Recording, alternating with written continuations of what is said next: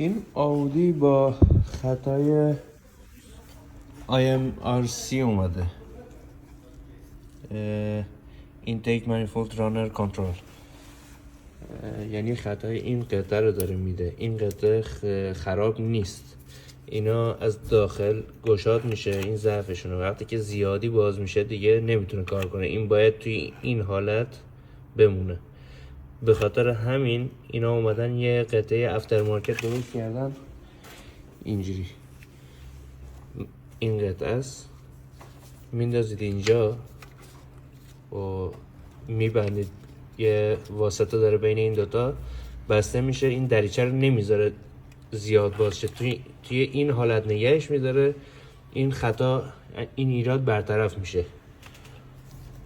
یعنی نیازی نیست اینو عوض کنید. این قطعه افتر مارکته، اینو من بستم که این دریچه زیاد باز نشه که این کار کنه.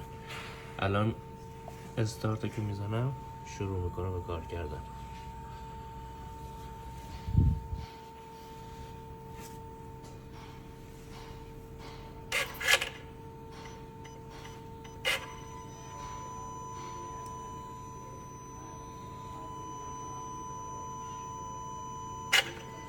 درست شد.